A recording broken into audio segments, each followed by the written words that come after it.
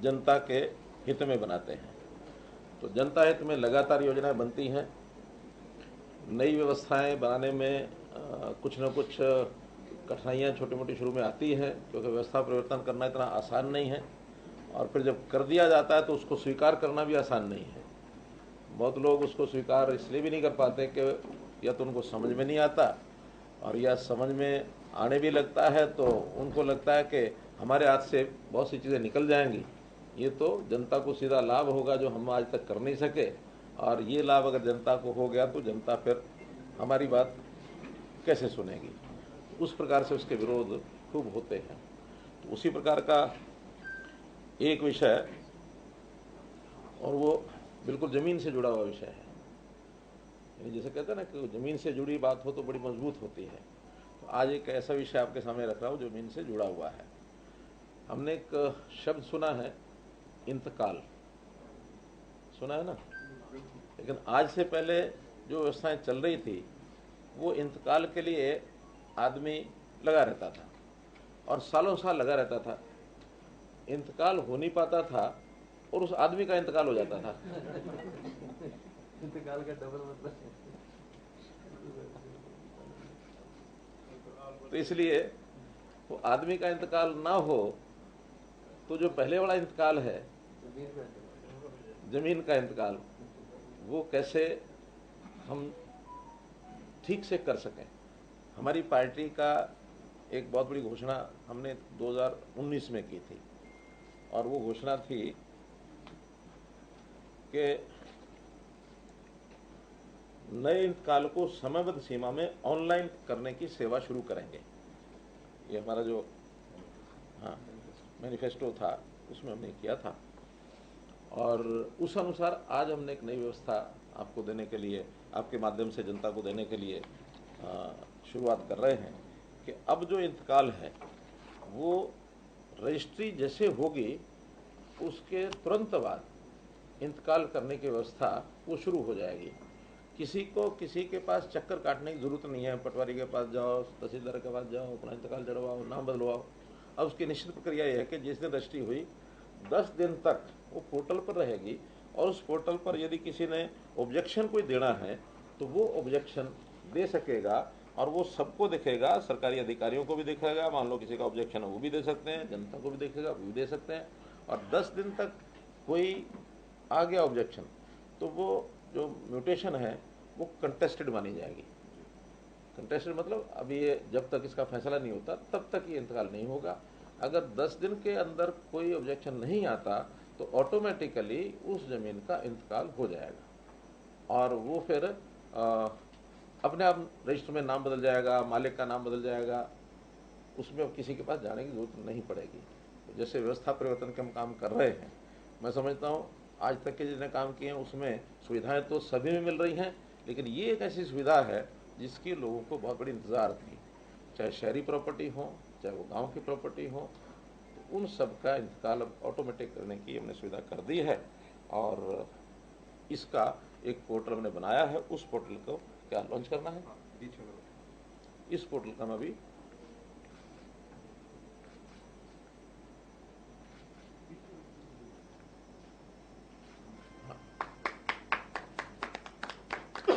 Automatic generation of mutation in web health by so and so. तो एक विषय तो ये आपके सामने रखना था। दूसरा इसी के साथ जुड़ा हुआ विषय है, इसके बारे में वैसे प्रस्तुतिकरण भी है चलिए पहले वो करिए। ठीक है, ठीक है। 1 मिनट से अधिक नहीं। हाँ, ये करिए। आप बीच का बटन दबाते जाएंगे तो स्लाइड बढ़ती जाएगी।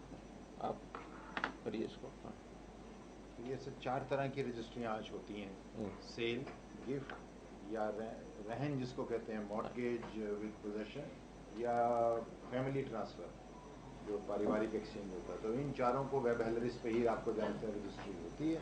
तो जैसे मुख्यमंत्री जी ने बटन दबाया है, इसके बाद से जैसे ही रजिस्ट्री होगी अगले ही क्षण ऑटोमेटिकली म्यूटेशन जनरेट हो जाएगा, और जो रजिस्ट्री के आंकड़े हैं, कौन किसने किसको बेचा, कितना बेचा, वो आ जाएगा। और जैसे मुख्यमंत्री जी ने कहा कि ये सारा डेटा जो है पब्लिक को इस प्रकार से दिख जाएगा, यानी रजिस्ट्री होने के 10-15 मिनट के अंदर अंदर ये इंतकाल जिसको हम कहते हैं पड़त पटवार जो उसकी है, ये दुनिया में कोई भी व्यक्ति इसको देख सकता है, और इस पे आपत्ति करने के लिए आगे बटन बनाए गए हैं। वो जो है म्यूटेशन जनरेट होने के बाद, ये आपने देखा इसमें लिखा हुआ है ऑब्जेक्शन। तो अगर ऑब्जेक्शन होगा तो जैसे मुख्यमंत्री जी ने बताया कि 10 दिन में एक भी ऑब्जेक्शन आ गया तो इंतकाल कंटेस्टेड या मुतनाज़ा इंतकाल हो जाएगा, जो एसडीएम को चला जाएगा, और नहीं आया तो वो सीआरओ द्वारा स्वीकृत कर दिया जाएगा।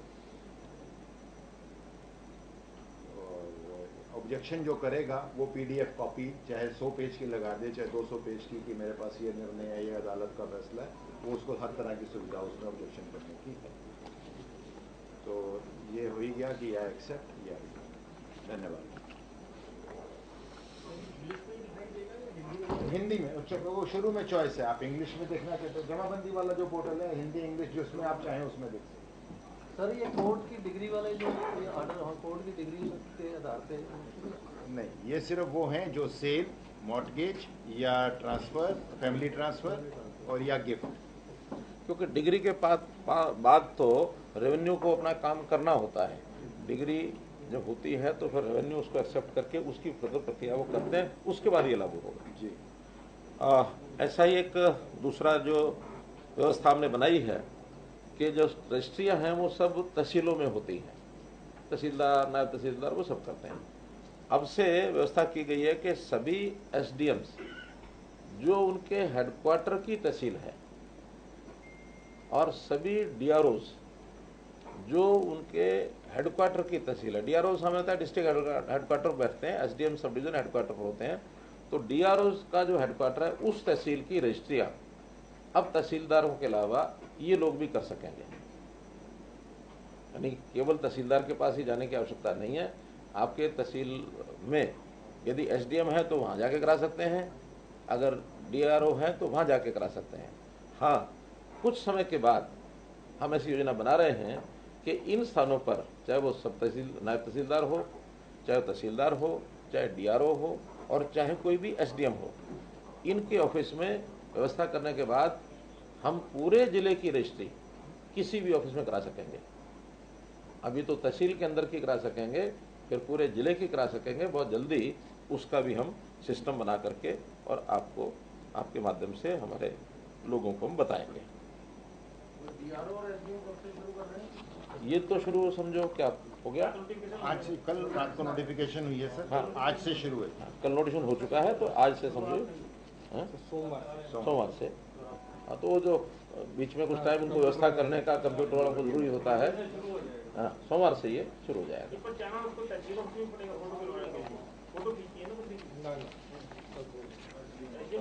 हाँ, वहीं जहाँ कराएगा वहीं, यानी तहसीलदार की सारी पावर्स जो हैं रजिस्ट्रेशन के संबंध में जो हैं वो सभी अब डीआरओ को और एसडीएम्स को दे दी गई।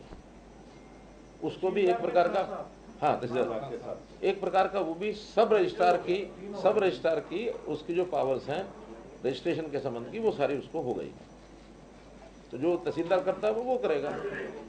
यानी एक प्रकार से वो तहसीलदार की और भी पावर्स होती हैं, केवल सब रजिस्ट्रेशन की जो पावर है उसको मिली है। फुल फ्लेज तहसीलदार तो उसको नहीं कहेंगे, लेकिन रजिस्ट्रेशन की पावर्स ये अब एसडीएम को और डीआरओ को भी दे दी गई।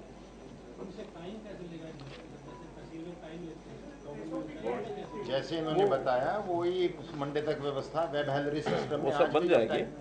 लेता है तो तहसीलदार या नायब तहसीलदार वो चूज कर सकते हैं। अरे व्यवस्थाएं ऐसी बना देंगे कि टाइम लेने की जरूरत ही नहीं पड़े, सीधा जाओ रजिस्ट्री करा के आ जाओ। आखिर ये तो पुराने विषय है कि लाइन लगा के टाइम ले, फिर कोई करंट में कराओ, कोई वो क्या उसको बोलते हैं पैसे स्पेशल दे के क्या तत्काल में कराओ, कुछ और कराओ। धीरे धीरे देखिए कोई ज़माने चले गए। उन जमानों में वो जमाने भी थे जब आपको किसी समय के लिए बुक कराने के लिए 1 महीना पहले गैस सिलेंडर बुक कराना पड़ता था। अब गैस सिलेंडरों के ले लो गैस सिलेंडर ले लो, गैस वाला आया था। तो चीज़ें धीरे धीरे अब युग भी बदल रहे हैं, व्यवस्थाएं भी बदल रही हैं। जनता की तकलीफ दूर करना ये हमारा काम है। कोई तकलीफ हो रही है हमारे पास लाओ, यथा समय जितना लगना वो लगेगा, लेकिन उसकी तकलीफ दूर करना हमारा काम है। हमको जनता इसीलिए चुनती है। एक तीसरी एक अनाउंसमेंट जिसकी उत्सुकता आपको पहले भी थी, आपने पूछा भी था मैंने, उसका मैं कहा था जल्दी इसका उत्तर हम देंगे। और वो व्यवस्था ये है कि जो अनमैरिड लोग हैं, चाहे महिला हो चाहे पुरुष हो, 45 साल से लेकर 60 साल तक, यानी as soon as an unmarried person become 45, उसके बाद मंथली पेंशन का 2750 रुपया वर्तमान में वो भी हकदार हो जाएगा, बशर्ते कि उसकी इनकम 1,80,000 रुपये तक ही है। अब ये सिर्फ जो बीपीएल परिवार हैं उनके अनमैरिड लोग, चाहे महिला हो चाहे पुरुष हो, 45 से 60 की 2750 रुपये की पेंशन उनको मिला करेगी। ये डिमांड वैसे तो बहुत पुरानी है। हमारे एक एमएलए विधानसभा में भी कई बार कहा करते थे पिछले टर्म में, तो उस समय वो अगला विषय है, वो भी करता हूँ। अभी तो एक कैटेगरी है अनमैरिड की। अब दूसरी कैटेगरी है कि जो विदुर क्या बोलते हैं, विडोवर, विधवा महिला होती है, विदुर पुरुष होता है। हाँ। तो जो पुरुष जो विदुर हो जाता है, जिसकी पत्नी का देहांत हो जाता है, तो ऐसे व्यक्तियों को 3 लाख रुपया अगर उससे इनकम कम है, जो हमने विधवा और ओल्ड एज में भी की हुई है, और आयु 40 वर्ष से 60 वर्ष तक, इनको भी वर्तमान 2750 रुपये की दर से पेंशन मिला करेगी। डिमांड ये थी, लेकिन दूसरी भी आ गई थी, वो पिछले कुछ अनाउंस हो गई तो लागू हो गई। नोटिफिकेशन आज अगर अनाउंस किया है तो अनाउंसमेंट सीएम की होती है, तो हाँ, तो क्या नोटिफिकेशन करके जुलाई से दे सकते हैं, हो जाएगी। लेकिन हम 1 जुलाई से इसको लागू कर देंगे, चाहे उसको पोस्ट फैक्टो भी लेना पड़ेगा। संख्या, हाँ वो तो मिलेगी, वो तो उसके बाद बुढ़ापा ही मिलेगी। जैसे कल हमने बताया था कि जो विधवा है उस पेंशन का नाम फिर बुढ़ापा पेंशन हो जाएगा, तो इनकी भी 60 साल का बुढ़ापा हो जाएगी। दोनों नहीं भाई, 40 से 60 ये है, 60 के बाद वो है। एक मिनट बाद में लेंगे। हाँ, मैं संख्या इसकी बता रहा हूँ, आंकड़ा बता रहा हूँ। हाँ, कुल मिलाकर के इन दोनों वर्गों में 71,000 लोगों को लाभ मिलेगा, जो रफली 20 करोड़ रुपया मासिक, अर्थात 240 करोड़ रुपया साल का, ये सरकार के एक्सचेकर के ऊपर इसका प्रभाव पड़ेगा। हाँ, उसमें लगभग 65,000 के आसपास तो अविवाहित हैं, पुरुष और महिलाएं, 45 से 60, 180 से नीचे, और 5,700 ये हैं विदुर पुरुष 40 से 60, जिनकी आय 3 लाख से नीचे है। 5,687 आज हमारे पास जो परिवार पहचान पत्र का डाटा इस समय है। इसमें कुछ परिवार ऐसे हैं जो अनवेरिफाइड हैं, ज़्यादा नहीं है, कोई 200-250 ऐसे हैं जिनके वेरिफिकेशन होने के बाद अपने आप ऑटोमेटिकली जुड़ जाएंगे। एक इसी के साथ हमारे जो अनुसूचित समाज के लोग हैं, कल वो आए थे। 2017 में एक आंदोलन किया था उन्होंने, किसी एक सुप्रीम कोर्ट के निर्णय के विरुद्ध उनका आंदोलन था, देशव्यापी किया था। हरियाणा में भी उनके खिलाफ कुछ मुकदमे हो गए थे, 54 मुकदमे थे, सैकड़ों लोग उसमें नामजद थे। कुछ गिरफ्तार हुए, बाद में बेल पर छूटे हैं, कुछ गिरफ्तार भी नहीं हुए हैं लेकिन नामजद वो हैं। तो ऐसे हमने फैसला किया कि सभी 54 मुकदमे, बशर्ते को बहुत सीरियस ना हो, तो जो लीगल जो भी एक प्रोसेस रहती है उसके हिसाब से उनको वापस लेने का ये निर्णय किया है। 54 हैं, और नामजद तो कितने हैं पता नहीं, लेकिन 117 लोग ऐसे थे जो गिरफ्तार हुए थे और जिनकी बेल हुई थी।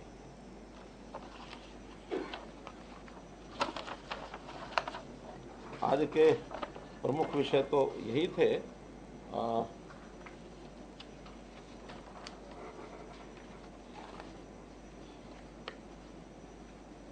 बाकी हमने कैबिनेट के विषय सब आपको बता ही दिए थे। सर, ये अनमैरिड हैं और ये विधवा को पेंशन देने के पीछे वजह मतलब क्या सामने क्या आया? देखिए, सामान्यतः ध्यान में आता है कि खास करके ग्रामीण क्षेत्र के अंदर जो अविवाहित व्यक्ति होता है उसको थोड़ा सा उसके मान सम्मान को बड़े होने पर थोड़ा ठेस सी लगने लग जाती है। वो लोग कहते भी हैं कि हमको लोग जो है ना दूसरी दृष्टि से देखते हैं, तो इसलिए हमारा मान सम्मान बढ़ना चाहिए। तो मान सम्मान में एक ही छोटा प्रकार है, कोई हम एकदम कोई उनकी वैसी स्थिति तो नहीं ला सकते जैसी वो चाहते होंगे, लेकिन ये सब होने के बाद कोई उसकी आवश्यकताएं हैं परिवार की, तो वो यानी अपनी कोई आवश्यकता है तो वो उसकी पूरी हो सकती है। परिवार तो उसने बनाया ही नहीं है, तो उसकी अपनी आवश्यकताएं हैं। किसी को छोटा मोटा मानो बहन है, कोई और है, किसी को लेना देना वो अपना कर सकता है। तो कुल मिलाकर के आय जिसकी बहुत कम है उसको एक सम्मानजनक तरीके से अपना जीवन जीने में कुछ सहयोग हो जाए, ये हमने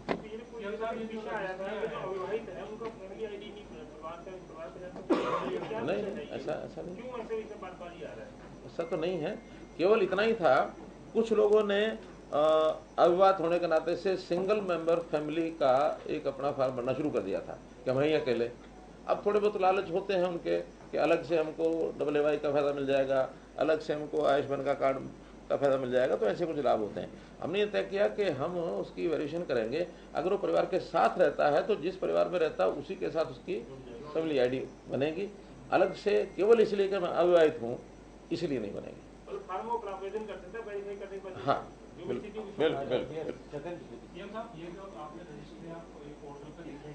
कई बार सवाल होता है कि बेनामी संपत्ति है या फिर कई बार कई लोगों का होता है इसके पास कितनी प्रॉपर्टी है, तो क्या इससे ट्रांसपेरेंसी बढ़ेगी, लोग देख सकेंगे किसके पास कितनी जमीन है, कितनी प्रॉपर्टी है। दूसरा, क्या इससे करप्शन का भी कोई किसी तरह की रोक लगेगी, आप देखते हैं इस तरीके से? देखिए, पहली बात तो है कि केवल म्यूटेशन रजिस्ट्री होगी और म्यूटेशन होगी तो वो उसका सारा कुछ ही पता लग जाएगा, वो तो इसमें व्यवस्था नहीं है। लेकिन आज जो पर्टिकुलर एक रजिस्ट्री हुई है वो बेनामी नहीं होगी, क्योंकि अब उसके साथ हमने परिवार पहचान पत्र भी देखना शुरू कर दिया है, व्यक्ति एग्जिस्ट करता है।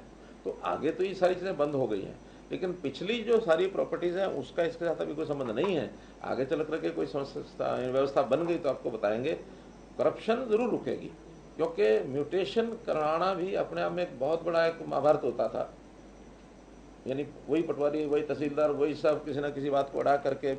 हमने ये भी देखा है कि एक आदमी ने दूसरे को बेची, उसकी म्यूटेशन नहीं हुई, दूसरे ने तीसरे को भी बेच दी, तीसरे ने चौथे को भी बेच दी, चौथे ने पांचवें को भी बेच दी। पांचवा आदमी जब म्यूटेशन चेंज कराने जाता है तो वो चौथे तीसरे का तो नाम ही नहीं मिलता। वो जो पहला आदमी था 20 साल 25 साल पहले जिसके पास प्रॉपर्टी थी, 4 बार ट्रांजेक्शन होने के बाद भी म्यूटेशन नहीं हुई, वो म्यूटेशन उसी के नाम पड़ी है। हाँ, तो इसलिए ये बहुत बड़ी समस्या म्यूटेशन की थी।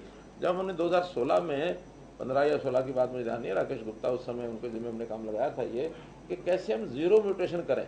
जो नॉन कंटेस्टेड या अनकंटेस्टेड म्यूटेशन है उसमें बहुत बड़ा काम उस समय हुआ था, लेकिन कंटेस्टेड भी बाद में बहुत थी। हम धीरे धीरे उस और भी आगे व्यवस्थाएं बना रहे हैं कि ये कंटेस्टेड वाला विषय क्यों आता है, ये ना आए, लिटिगेशन में चीज़ ना जाए, क्लियर कट डॉक्यूमेंट हो। तो क्लियर कट डॉक्यूमेंट में यही चीज़ें काम आएंगी कि जैसे रजिस्ट्री हुई उसी समय उसकी म्यूटेशन हो गई, तो म्यूटेशन होने के बाद अगला आदमी फिर जब रजिस्ट्री कराएगा तो उसको समस्या नहीं आएगी, हाथ हाथ उसको मिल जाएगा। पिछली चीज़ों को संभालने में अभी थोड़ा और समय हमको लगेगा। म्यूटेशन की जैसे बात करी, इसमें अभी बहुत सारी जगह हैं जहाँ पे रजिस्ट्रियाँ नहीं हो रही। आपने सत्र के दौरान में घोषणा करी थी कि खाते के भी जहाँ पे पेंडिंग केसेस हैं और वो क्लियर हो गए हैं, उनकी क्लियरेंस होने के बाद एकदम से रजिस्टर हुई, लेकिन अभी तक उसके ऊपर कोई काम नहीं हुआ। ऐसा कुछ डॉक्यूमेंटल जो समस्याएं हैं जैसे मैंने बताया उसको एक एक करके ठीक कर रहे हैं। बड़ी समस्या है जो अनऑथोराइज कॉलोनीज अभी हैं। कॉलोनीज को ऑथराइज करने का एक अभियान हमारा चल रहा है, वो ULB भी चला रहे हैं और टाउन कंट्री प्लानिंग भी बना रहे हैं। जो तो शहर का अर्बन एरिया है उसमें तो ULB करेगी, जो उससे बाहर कोई कॉलोनियाँ बनी हैं उसको टाउन कंट्री प्लानिंग करेगी। उसमें कई ऐसे प्रावधान करने की आवश्यकता है, चाहे वो नीति पॉलिसी में होगा, कोई लॉ में होगा, वो सब चीज़ें हम एक एक करके कर रहे हैं। हमने पिछले दिनों में कुछ घोषणा की भी थी 67 या समथिंग लाइक इतनी, जो उससे पहले एक बार 600 की थी। तो ये 1200 ऐसी नई, 1200 तो बोल के ULB की हैं, 800 उसमें टाउन कंट्री प्लानिंग की भी है। 2000 ऐसी कॉलोनीज की लिस्ट हमारे पास है जिसको हमने अप्रूव करने का प्रोसेस चालू किया, उसको जल्दी करा। CM साहब, SIL को लेके पंजाब हरियाणा में काफी लंबे समय से विवाद चलता आ रहा है। अब हिमाचल के मुख्यमंत्री ने एक प्रपोजल दी है कि हम सतलुज का जो पानी है हरियाणा को सीधा दे सकते हैं, बशर्ते कि हरियाणा उनके पास अपने ऑफिसर भेजे या जो कागजात है वो। देखिए, इनफॉर्मल बातें हैं, सुझाव हमारे पास भी आए हैं, अभी इसका ऑफिशियल कहीं भी कोई, लेकिन मुख्यमंत्री उन्होंने ऑफर की है, उन्होंने ऑफर की है, क्योंकि कोई SYL की आवश्यकता उनकी नहीं है, SYL की आवश्यकता तो हरियाणा की ही है। तो आवश्यकता हमारी है, हम उसका अध्ययन करेंगे। सीधा पानी आपको सतलुज का सीधा हरियाणा को ही दे देंगे, पंजाब को बाईपास ही कर देंगे। मेरा क्या कहना है, ये उनकी ऑफर है, मैं स्वागत करता हूँ, उसका दिक्कत नहीं है। लेकिन फॉर्मली जब हम इसका विचार करेंगे, हमारा डिपार्टमेंट विचार करेगा, टेक्निकल चीज़ें हैं, और केंद्र से भी हमको एक बार बात करनी पड़ेगी कि जो पहले वाला समझौता है, आखिर वो समझौता भी उसके बदले में ये पक्की बात हो तो ठीक है, नहीं तो ऐसा ना हो कि आगे प्रसाद मिला नहीं तो पीछे वाला कुत्ता ले गया। तो चंडीगढ़ तक हिस्सेदारी मांगी है हिमाचल ने। वो उनका एक कहीं लिखा हुआ है, कहीं डॉक्यूमेंटल उसमें है कि 7% शेयर चंडीगढ़ का भी है। तो जो भी हरियाणा को कोई ऐतराज नहीं है सर, क्योंकि आपका भी 40% जाएगा। देखिए जब ये डिवीजन का विषय आता है, ये तब की बातें हैं। ये कोई एक एक चीज़ अलग अलग से नहीं विचार की जाएगी। ये तो जिसको कहना चाहिए ना, एक मुश्त सारी बातें आएंगी। उसमें फिर चंडीगढ़ होगा, उसमें हिंदी स्पीकिंग एरिया होगा, उसमें SYL होगा, उसमें हाई कोर्ट होगा, उसमें कितने विषय हैं, असेंबली का भवन है। को लेकर भी उन्होंने कल कहा कि वाटर सेक्स को लेकर भी बातचीत हो रही है, लेकिन या तो वो कह रहे हैं कि हम समझाने में नाकामयाब हो रहे हैं, या फिर मुख्यमंत्री किसी पॉलिटिकल प्रेशर की वजह से। कोई पॉलिटिकल प्रेशर नहीं है, हमें हरियाणा की जनता पर वजन नहीं पड़ना चाहिए। ऐसा अगर वो हमको एक सिद्ध करके दे देते हैं तो हमको कोई दिक्कत नहीं। लेकिन अगर किसी टैक्स का, कोई ऐसा टैक्स जो इंटरस्टेट एक एसेट है या एक इशू है, उसमें वो टैक्स लेकर के अपनी जनता को टैक्स दें और उसका वजन बाकी स्टेट्स पर पड़े, ये लॉजिकली भी ठीक नहीं है, एथिकली भी ठीक नहीं है। लेकिन सीएम साहब उन्होंने 3 मेंबरों की कैबिनेट कमेटी एक बना दी है जो सारा रिव्यू कर रही है, और जल्दी ही उन्होंने कहा है कि इसकी रिपोर्ट और वो जो भी जब रिपोर्ट आएगी तब देखेंगे। हमारा तो एक ही शर्त है, हरियाणा की जनता पर उसका कोई वजन नहीं पड़ना चाहिए। आज इंतकाल का हुआ है, सिर्फ बहुत बढ़िया हुआ है, क्योंकि महीनों इंतकाल नहीं होते थे, लोग धक्के खाते थे। नहीं, मैंने तो कहा इंतकाल ना होता, उनका इंतकाल हो जाता था। सर ये जो टाइम लिमिटेड है कि 10 दिन में ही कोई ऑब्जेक्शन दे सकता, बाई चांस कोई बाहर गया होता है, किसी को परिवार को पता नहीं होता कि फलाने जगह की रजिस्ट्री हो रही है, तो मान लो 10 दिन उसको नहीं मालूम पड़ा, तो उसके बाद वो ऑब्जेक्शन कर सकता है या उसको। नहीं, देखिए उसके लिए जो हमारा जुडिशियल सिस्टम है, कोर्ट्स के सिस्टम है, वो तो सबके लिए खुले होते हैं। लेकिन रेवेन्यू की जो अथॉरिटीज़ हैं उन्होंने अपना सिस्टम कर दिया। अब एक उस आशंका के कारण से और हम सारी जनता को परेशान करें, वो ठीक नहीं है। हमने एक सिस्टम बनाया है और ये सिस्टम अब प्रचारित होगा, सबको पता लगेगा, और सबको पता लगने के बाद जब रजिस्ट्रेशन होती है, उस रजिस्ट्रेशन में जो मालिक लोग होते हैं, अगर उसकी ज्वाइंट प्रॉपर्टी भी है, उसमें भी हम सबको मैसेज देते ही हैं। 10 लोगों की प्रॉपर्टी है तो 10 के 10 को कोई एक आदमी ना बेच जाए, उनको सबको इन्फॉर्मेशन जाती है उस समय। विदिन 10 डेज ऑनलाइन सारी चीज़ें हैं, यहाँ बैठा, यहाँ लिखी हुई चीज़ सारे वर्ड में कोई कहीं भी देख सकता है। तो ये तो मतलब उसको स्वयं ही उसको चुस्त होना पड़ेगा। वो तो आज भी धक्के खाते ही, आज भी धक्के खाते हैं। स्वामित्व तो जो शहरी दुकानों की, लालडोरे के अंदर की, सर 25,16,000 की टाइटल डीड 16,000 विधानसभा के लिए जमीन कब तक मिल जाएगी? 16। उसका एक कोई डॉक्यूमेंट फॉरेस्ट डिपार्टमेंट को गया है, बहुत जल्दी क्लियर होगा तो हमारा क्लियर हो जाएगा। तो जल्दी शुरू हो जाएगी विधानसभा? बताया ना, अब वहाँ से जल्दी हम कोशिश करेंगे कि हमको क्लियरेंस जल्दी मिल जाए, क्योंकि ये सारा एरिया ऐसा है जो फॉरेस्ट के सिस्टम में क्लियरेंस लेनी पड़ती है। तो साइट फाइनल होगी सर? साइट फाइनल है। कौन सी है सर? आपको कितनी बार बताया भाई, हाँ लाइट, कितनी बार विषय आ चुका।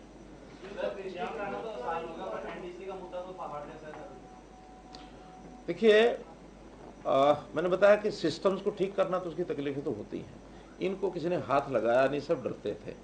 हमने कहा कि नहीं, हमने जनता को सुख अगर पहुंचाना है तो थोड़ा समय प्रसव पीड़ा जैसे होती है ना, तो रिजल्ट तो अच्छा ही होता है, लेकिन वो प्रसव पीड़ा होती है। इस नाते से ये थोड़ी तकलीफें हमको ध्यान में हैं, लेकिन इसमें सबसे पहले तो प्रॉपर्टी आईडी उसको ठीक करना। हर सप्ताह कैंप लग रहे हैं, 2 बार लग चुके हैं। मेरा उनको एक निर्णय हमने करके बताया हुआ, डायरेक्शन दी हुई है, हर सप्ताह 2 दिन का कैंप लगेगा, जब तक किसी केंद्र पर वो दिन आए कि एक भी व्यक्ति नहीं आया कंप्लेंट का। उसमें हम प्रोएक्टिव होकर काम कर रहे हैं, और मुझे लगता है कि उसका साथ साथ निदान भी हो रहा है। बहुत लोगों के मेरे पास मैसेज आया कि हमारी प्रॉपर्टी आईडी ठीक हो गई है।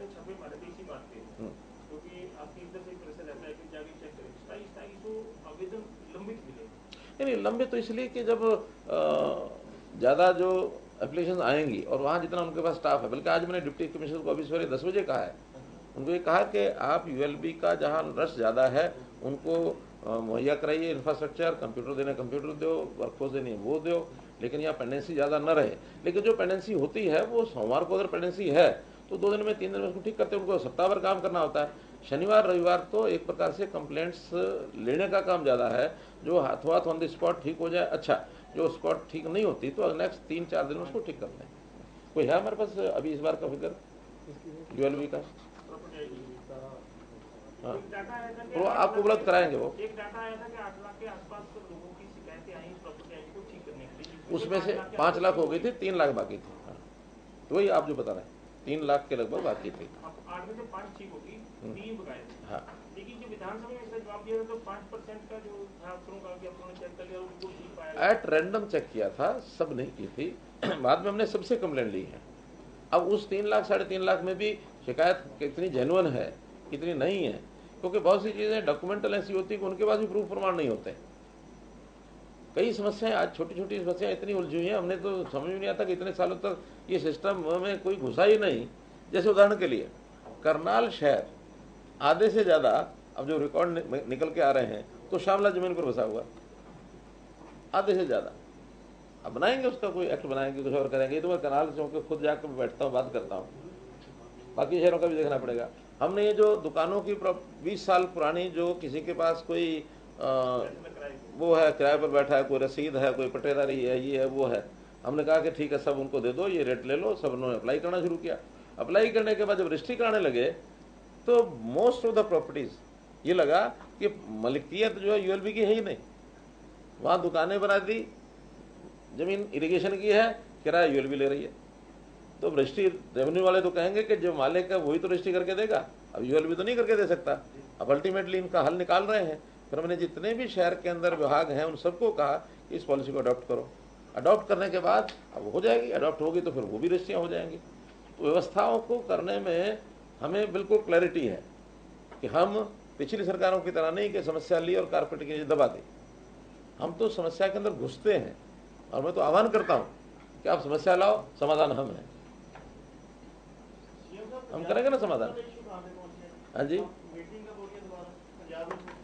अभी वो गवर्नर साहब हमारे जो है वो बुलाएंगे, उनको मैंने कहा है। सर प्रदेश में क्लर्क हड़ताल पर है, पे स्केल बढ़ाने की मांग को लेकर डिमांड्स हैं उनकी, कुछ विचार करेंगे, कितनी जायज़ हैं कितनी नहीं है वो विभाग देखेगा। CET को लेके है लगातार जो हमारे वैसे कैबिनेट के बाद भी बात होती है, ये वही वाली बात है कि 4 गुना और उससे ज़्यादा क्यों नहीं, क्योंकि जब एग्जाम हो जाता है तो 4 गुना को क्यों ही चांस दिया जाता है, बाकी भी क्लियर है। उसके बारे में कोई फैसला लेना? देखिए फैसला नहीं, पहली बात तो ये है कि पहले भी कोर्ट्स में जितने केस जाते रहे हैं कोर्ट्स एक ही बात कहते हैं कि आपने फार्म भरवाने से पहले जो शर्तें रखी हैं आप you can not change the rules in between the game. इसलिए जो रूल्स आपने उस समय बनाए हैं जिसको देना है उसी रूल्स के हिसाब से देना है। तो ये जितने लोगों ने फार्म भरे थे 11 लाख 12 लाख, उससे पहले की नोटिफिकेशन है ये कि जो पास होंगे कट ऑफ मार्क्स के बाद उनके में से जितनी पोस्ट हैं उसका 4 टाइम्स हम अगला जो फाइनल टेस्ट है 4 टाइम्स मैक्सिमम संख्या इतनी ही लेंगे। तो उसके हिसाब से ही उन्होंने फार्म भरे हुए हैं, उसके हिसाब से ही पहला टेस्ट दिया है। अब इन बिटवीन कुछ लोग उनको इस नाते से, और खास करके उसमें कुछ ऐसे लोग भी हैं जो उनको उकसाते रहते हैं कि गारंटेड तुझे नौकरी लेके दूंगा।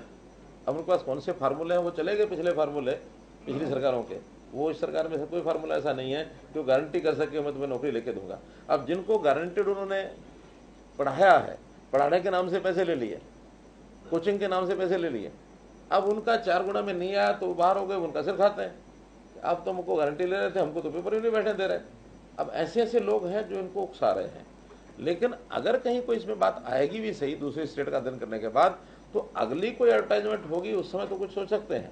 लेकिन इस समय जो एग्जाम होंगे वो तो उन्हीं शर्तों पर होंगे जो पहले नियम लिखे जा चुके हैं। उस नियम को आज हम बदलते हैं तो कोई और व्यक्ति वो कोर्ट में खड़ा हो जाएगा, सारा रद्द हो जाएगा, फिर ये सारा फंस जाएगा। हम इन भर्तियों को ईमानदारी से करना चाहते हैं, भर्तियां हो जाए, योग्य व्यक्ति नौकरी ले जाए।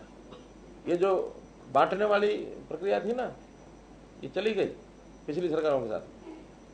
अब हम बांटते नहीं हैं, हमसे तो योग्यता वाले लोग लेके जाते हैं। अगले विज्ञापन में शर्तों में बदलाव हो सकता है।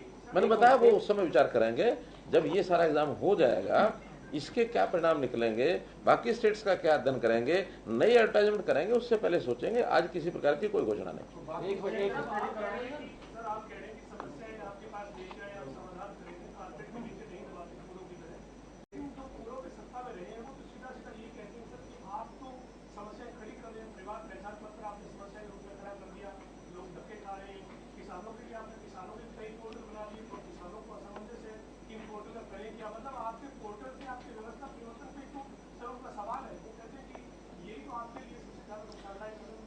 ऐसा है कि इसमें से लाभ कितने लोगों को हो रहा है और परेशानी कितने लोगों की है, ये आंकड़ा शायद वो कभी नहीं बताएंगे। हम आपको बताएंगे। मानो ये प्रॉपर्टी आईडी का विषय ले लिया इन्होंने। हम जब कह रहे हैं कि 8 लाख लोगों में से 5.5 लाख लोगों की कोई परेशानी नहीं है, सब ठीक हो गया, हर सप्ताह हम 20-30-50 हज़ार करेंगे, कुल मिला के 3 लाख लोगों की अगर करनी भी है, कोई सब 3 लाख लोगों को आज ही जरूरत ऐसा तो नहीं है, उसमें प्रायोरिटी पर भी लोग करा सकते हैं। और उसके नाते अगर महीने में 2 महीने में ठीक हो जाती हैं तो एक व्यवस्था तो बन गई ना कि उस प्रॉपर्टी का अब कोई दुरुपयोग नहीं कर पाएगा। उसका लाभ कितने लोगों का हुआ, अब यही विषय परिवार पहचान पत्र का है। परिवार पहचान पत्र का लाभ कितने लोगों को हुआ है, इसका अंदाजा उनको नहीं है। उनको तो अंदाजा ये है कि जो लोग गलत बयानी करके मेरी इनकम ठीक नहीं है जी, मेरी इनकम बढ़ा दी है, इसको कम करो, उनके अपने लालच भी हो सकते हैं और गलती भी हो सकती है। अब इसमें मान लो इनकम टैक्स पेइज अगर 3.25 लाख लोगों के हमने राशन कार्ड काटे हैं तो प्राइमा फेसी तो ये लगता ही होगा ना, ठीक है, जो इनकम टैक्स पे कर रहा है वो क्यों ले रहा राशन। लेकिन उसमें दूसरी गलतियां ध्यान में आई। लोग कहते हैं, कुछ लोग मिले मुझे भी, कि हमने तो इसलिए प्रॉपर्टी टैक्स, इसलिए इनकम टैक्स की रिटर्न भरी थी, लोन लेना था। बैंक वाला कहते हैं आपकी इनकम कितनी है, ज्यादा इनकम दिखाओगे लोन ज्यादा मिलेगा। अब या तो वहां गड़बड़ है या यहाँ गड़बड़ है, एक गड़बड़ तो छोड़नी पड़ेगी कि जो एक्चुअल इनकम है वही उसको बैंक को भी वही बतानी पड़ेगी। और अगर ज्यादा है इनकम टैक्स भरा तो फिर यहाँ से कुछ छोड़ना पड़ेगा। तो हम लोगों को एक, जिसको कहना चाहिए, एक प्रॉपर वे में उनको सिस्टम में आ जाए, सबको लाभ होगा। कोई समय था दुकानदार 2 भैया बनाता था, एक दुकान पर रखता था, घर में रखता था। जीएसटी लगने के बाद कितनी शिल्पों हुई जीएसटी की, हुई ना। आज एक भाई रखता है, वही दुकानदार खुश है, वही इंडस्ट्री वाला खुश है, जान छूट गई। अब जो है वही है, इंस्पेक्टर राज खत्म हो गया। तो ये चीजों का लाभ एक समय पर मिलता है और कभी कभी कोई श्रेणी ऐसी होती है जिसको लाभ मिलना ही नहीं है। अब जैसे मानो आज ये घोषणा मैंने कर दी अनमैरिड की, अब जो लोग इसमें पात्र नहीं है वो तो नहीं है, होते रहे परेशान। कल को मेरे जैसे तो क्लेम कर सकता है।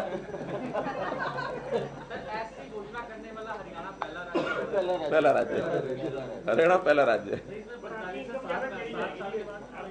नहीं बताया ना, वो ओल्ड एज में मिलेगी एक ही, हाँ एक ही, 2 नहीं मिले। इनकम ज्यादा है, इनकम ज्यादा है। आज है ना, आज है ना, अनएम्प्लॉयड होने के बाद तो खत्म हो जाती है। हाँ मिलेगी, पड़ा है, उसी का ब्याज ही आ जाएगा इतना तो। चलिए, मैं आप लोगों की किसी की आवश्यकता हो तो मेरे पास आ जाना, मैं भी दे दूंगा।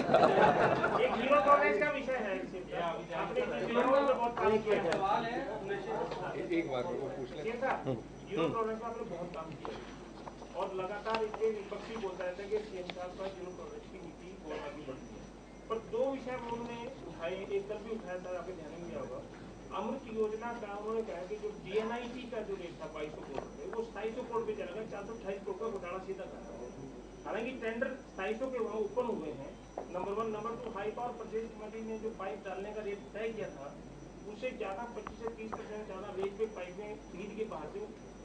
उन्होंने कहा कि एसीबी आजकल बहुत काम कर रही है, हरियाणा के आईएएस अफसरों को पकड़ रही है, तो एसीबी से जाने के बाद सीबीआई से बात। देखिए, पहली बात तो कोई इस प्रकार की शिकायत वो प्रमाण सहित को देंगे तो उसके ऊपर निश्चित छानबीन होगी। कोई भी हो, बड़े से बड़ा व्यक्ति भी बख्शा नहीं जाएगा, एक बात। निर्दोष को कुछ होगा नहीं, दूसरी बात। तीसरा, जहां तक ये सारे सिस्टम्स होते हैं, पहले तो मैं इतनी गहराई तक नहीं गया था, लेकिन गहराई में जाने के बाद हमको भी चीजें ध्यान में आई हैं। अब तो हर चीज हमारी हरियाणा इंजीनियरिंग वर्क्स पोर्टल पर टेंडरिंग होती है, पारदर्शिता होती है, और संयोग से अब उसकी चेयरमैनशिप भी मैं ही करता हूँ। जो डीएनआईटी के रेट्स होते हैं वो एक पर्टिकुलर टाइम पर होते हैं और उसके बाद लगातार रेट कम ज़्यादा होते रहते हैं बाजार के। पहली बार ये जो हरियाणा एचएसआर जो है ये बना था हमारा 1982 में, इससे पहले 1982 के बाद कितने साल बाद बना? अब तो बना था ये 2018 में, 2020 में, यानी 18 और 20 38 साल के बाद बना। अब उस 38 साल के बाद रेट नहीं बढ़ते, ऐसा थोड़ी है। तो उस समय तो किसी हिसाब नहीं लगाया कि DNIT इतने का जो रेट है और इसमें इतने का टेंडर हो गया, क्योंकि इररिलेवेंट हो गई थी चीज़। जैसे उदाहरण के लिए हमारे जो पे फिक्स होते हैं हर 10 साल के बाद फिक्स होते हैं, उसके बाद महंगाई रेट के ऊपर तो DA तो बढ़ता ही रहता है। अब ये अलग बात है कि पिछले जो 2006 से 2016 130 या 32% DA हो गया था, और अभी DA 7 साल में 16 से 23 45% हुआ। 7 साल में 45% है। आप में से कोई सरकारी कर्मचारी का नजदीक आदमी हो तो बताओ 45 है कितना है? नहीं, 42 तो पिछली बार था, अभी 3 और शायद जुलाई, अभी कल जुलाई, अभी जुलाई, लगभग ऐसा 3% मान के चला जा रहा है। तो 45%, 3 साल बचे हैं। इस रेशो से 3% में कितना हो जाएगा? 60% मैक्सिमम। और पिछला कितना था पिछले 10 साल में? 130%। तो इसलिए ये चीजें ध्यान करने लायक है कि कब चीज कौन सी क्या होती है। तो ये रेट्स ऐसे ही बढ़ते हैं। फिर जब कोई भी चीज फिक्स की जाती है कि DNIT का रेट मानो 100 रुपया है, उन्होंने इंजीनियर्स कैलकुलेट करते हैं अपने तरीके होते हैं करके, वो कोई मार्केट रेट नहीं होता। मार्केट वो होता है कि आपने उसका टेंडर निकाल दिया, और टेंडर लगाने में एक ओपन टेंडर है, बाजार में है, बाजार वाला कोई भी आदमी 110 से देने के लिए, नीचे देने के लिए तैयार ही नहीं है उसको। तो रेट तो फिर जो मार्केट वाले बताएंगे वो लेना पड़ेगा, DNIT वाला थोड़ी बताना पड़ेगा। हाँ, उस टेंडर में कोई कमी रही, वो रेट वास्तव में बाजार में 100 ही था और टेंडर 110 में दे दिया गया, तो ऐसा प्रूफ तो उनको लाना पड़ेगा। अगर वो प्रूफ लाएंगे हम उसके ऊपर एक्शन कराएंगे। ये तो 100% भी आगे गए थे कई टेंडर, और उनके टाइम पर भी गए थे। एक टेंडर 5 लाख रुपए का और काम हुआ 95 लाख का, कितने परसेंट हो गया? 1900%। लेकिन उसके रेट बढ़ने के कई तौर तरीके, कई बातें होती हैं। जैसे स्कोप वर्क बढ़ा देते हैं। स्कोप वर्क में एक गली बनानी थी, ठेकेदार लगा दिया, और वहां किसी को ध्यान में आया गली तो दूसरी भी खराब है, इसी टेंडर इसी को ठेकेदार दे दो। वो कहते हैं इसी रेशो में उसको बढ़ा दो। अब रेट तो बढ़ गया उसका, लेकिन वर्क, स्कोप ऑफ वर्क ये बढ़ा क्या? या रेट का अनाउंसमेंट, जो मार्केट रेट है, कई बार अचानक जंप करता है। बहुत चीजें ऐसी होती हैं जो हमारे हाथ में नहीं होती। इंपोर्ट एक्सपोर्ट का है मामला, क्या करेंगे? रिलायंस से हमारा झगड़ा हो गया पावर का, अल्टीमेटली सुप्रीम कोर्ट तक विषय गया। सुप्रीम कोर्ट ने कहा कि नहीं अब ये इतना महंगा हो गया है, कोयले का, अडानी का, नॉट रिलायंस, अडानी का। तो उन्होंने फैसला दिया, फिर उनका इस पर समझौता करो। हमें लगा समझौता नहीं करेंगे तो ये पावर ही बंद हो जाएगी। सभी स्टेट्स ने किया समझौता, हमें भी करना पड़ा, रेट्स कैलकुलेट करने पड़े, क्योंकि जो कोल था वो इम्पोर्टेड कोल था। अब इम्पोर्टेड कोल का ना उनके हाथ में ना हमारे हाथ में। तो बहुत चीजें मार्केट रेट के ऊपर डिपेंड करती हैं। इसके बावजूद कहीं कोई कमी मिले, कहीं कोई उसके अंदर किसी प्रकार की गड़बड़ी मिले, लिखित शिकायत देनी पड़ेगी प्रमाण सहित, बजाय वो इधर उधर बोले।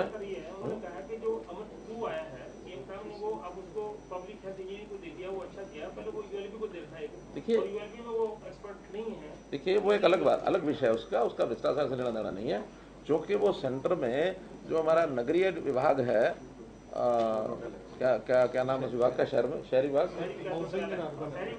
हाँ। तो वो उन्होंने क्योंकि उस योजना को चलाया था, नोडल डिपार्टमेंट जो होता है उसको आगे फिर किसी डिपार्टमेंट को देना होता है। उन्होंने कहा कि ULB को दो। हमें ध्यान में आया कि ULB के काम और जो पब्लिक हेल्थ के काम है उसमें कई बार मैचिंग में गड़बड़ होती है, क्योंकि अल्टीमेटली ये काम सीवरेज का, पानी का, ये सब पब्लिक हेल्थ का काम है।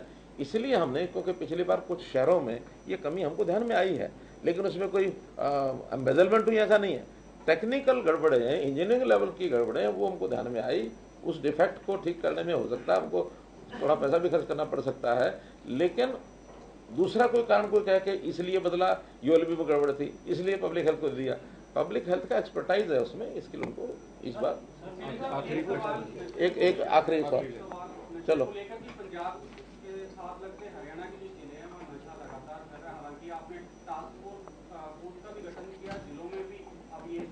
काम करेगी, लेकिन अब NIA के हवाले से ये खबर है कि हरियाणा के कुछ उस तरह के जिले जहाँ पर देशों की जो ड्रग आती है वो यहाँ रिफाइनरी के तौर पर यहाँ पर रिफाइन की जाती है। करनाल और कुरुक्षेत्र का उसमें हवाला दिया गया कि यहाँ एक रिफाइनरी स्थापित की गई। क्या आपके पास इस तरह की जानकारी? देखिए, ऐसा कोई विषय मेरे पास नहीं आया है, लेकिन अगर कोई ऐसा विषय आता है तो हम उसके ऊपर संज्ञान लेंगे।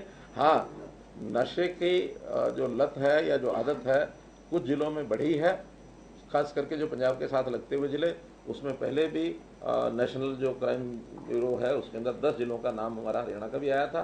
हम उसके लिए अलर्ट हैं, उस पर काम करने के लिए। पीछे हमने 26 जून को सभी सामाजिक संस्थाएं, उन सब लोगों को बुला करके एक वातावरण बनाया गया है कि वो सब इसको ओन करें।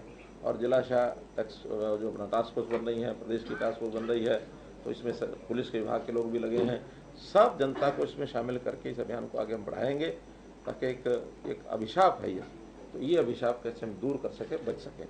लास्ट आपका बड़ा अच्छा इनिशिएटिव है जंगल सफारी का, ये कब तक शुरू कर जाएगी? उसमें जैसे जिसके विदेश से लाने की कोई हरियाणा में पहली बार इतना बड़ा आयोजन या तैयारी कर रहे हैं। देखिए, हमारी कल भी बैठक हुई है, कल 5 थी 6, कल परसों बैठक हुई,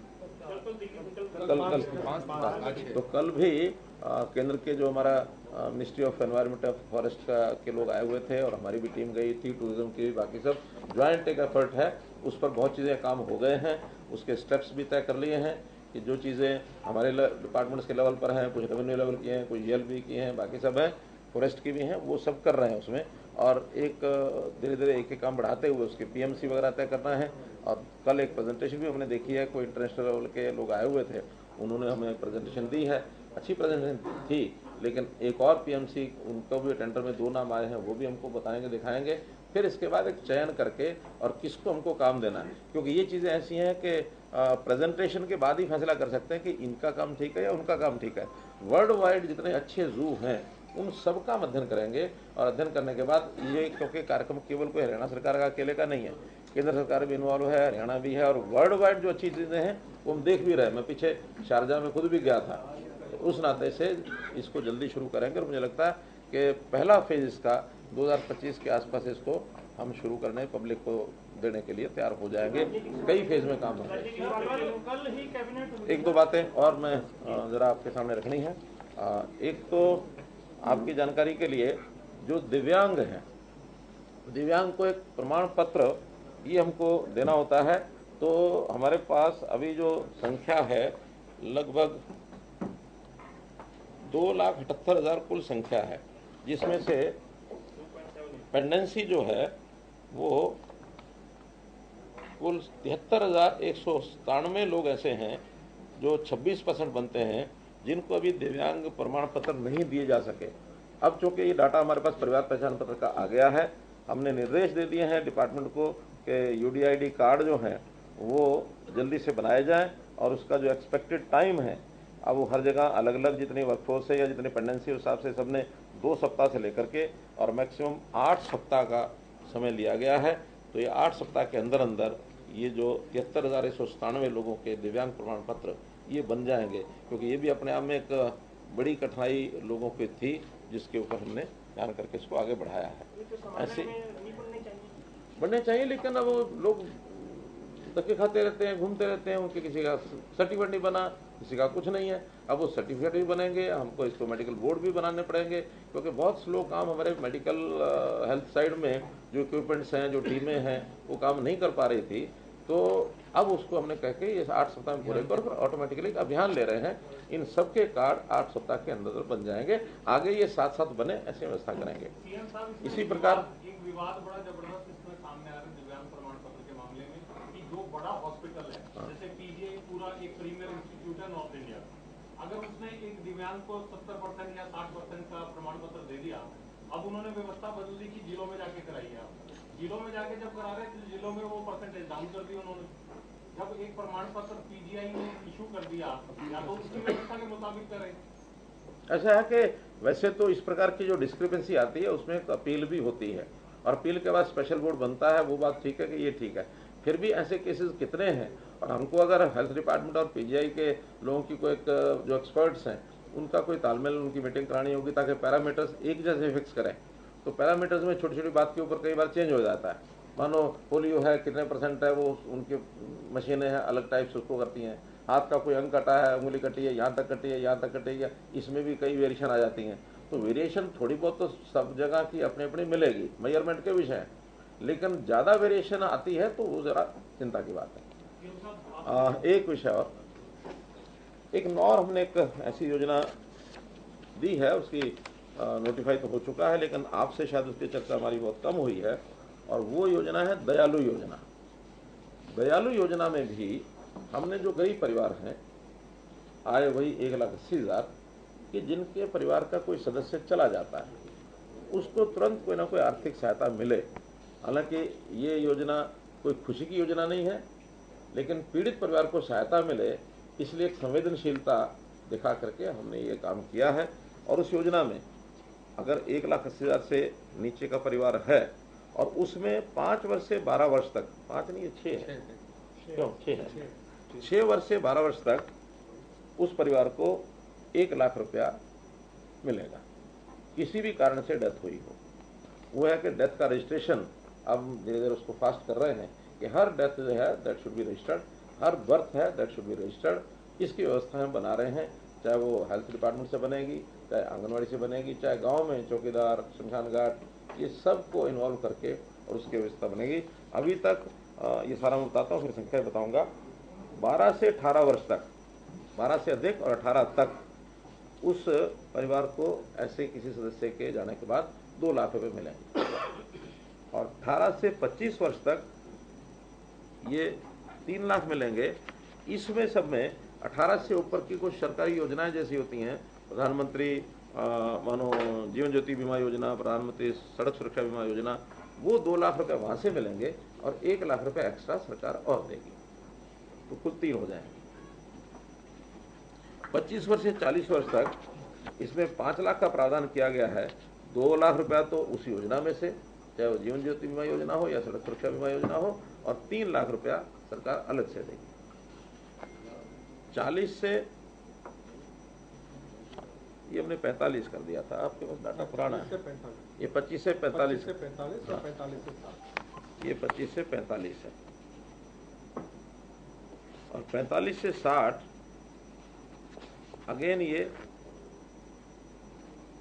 3 लाख रुपया है ना। 45 से 60 ये 3 लाख रुपया। इसमें भी नहीं, इसमें भी एक श्रेणी में 2 लाख 45 से 50 वालों को मिलेगा, वो श्रेणी है PMJJBY, और दूसरी श्रेणी में वो 60 साल तक क्या, वो 70 साल तक भी मिलेगा, वो 2 लाख मिलेगा। लेकिन वही है जो इन योजनाओं से मिलेगा, उसके बाद अतिरिक्त 1 लाख रुपया 45 से 50 ये सरकार देगी, और 50 से 60 भी 1 लाख रुपया उस योजना में जो मिलेगा, उसके अलावा 1 लाख रुपया सरकार और देगी। तो मानो कुल मिलाकर के 6 से 12 1 लाख, 12 से 18 2 लाख, 18 से 25 3 लाख, 25 से 45 5 लाख, 45 से 60 3 लाख, और फिर 60 से 70 उस योजना में ही 2 लाख मिलेगा जो योजना का बीमा हुआ है, इसके ऊपर कोई योजना नहीं। तो ऐसे परिवार अब जिनको पता लग गया और रजिस्ट्रेशन करना शुरू कर दिया उन्होंने, 227 लोगों को ये पैसा जा चुका है। लगभग 600 लोग अब लिस्ट में और हैं जिनका वेरिफिकेशन होते ही और वो पैसा उनको तुरंत चला जाएगा। वेरिफिकेशन का भी एक ऑटो मोड बना रहे हैं हम, ताकि जहां रजिस्ट्रेशन उसकी डेथ की अगर साथ साथ होती रहे तो उस रजिस्ट्रेशन के बाद फिर ऑटोमेटिक ये हो जाएगा। अभी डेथ का रजिस्ट्रेशन लोग, हाँ जी, 1 अप्रैल से ये बेनिफिट चालू हो चुका है। तो 1 अप्रैल के बाद जिन भी लोगों की डेथ हुई है और वो प्रमाणित उस डेट के हिसाब से वो कर देते हैं, तो इनको ये लाभ पोर्टल पे ऑनलाइन ही करना पड़ेगा। हाँ, ऑनलाइन।